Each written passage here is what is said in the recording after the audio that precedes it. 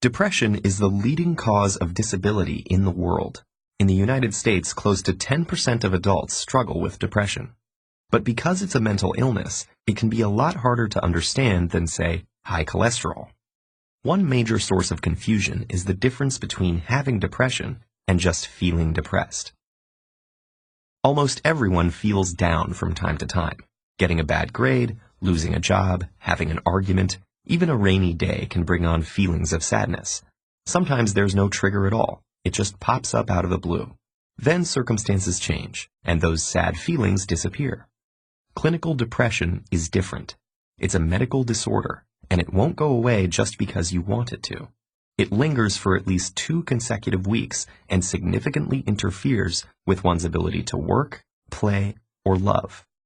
Depression can have a lot of different symptoms: a low mood, loss of interest in things you'd normally enjoy, changes in appetite, feeling worthless or excessively guilty, sleeping either too much or too little, poor concentration, restlessness or slowness, loss of energy, or recurrent thoughts of suicide.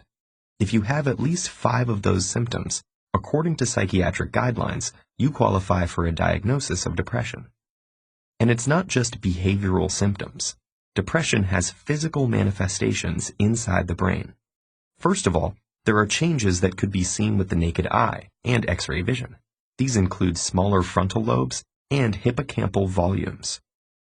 On a more micro scale, depression is associated with a few things: the abnormal transmission or depletion of certain neurotransmitters, especially serotonin, norepinephrine, and dopamine, blunted circadian rhythms, or specific changes in the REM and slow wave parts of your sleep cycle, and hormone abnormalities, such as high cortisol and deregulation of thyroid hormones.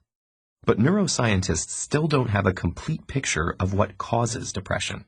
It seems to have to do with a complex interaction between genes and environment, but we don't have a diagnostic tool that can accurately predict where or when it will show up.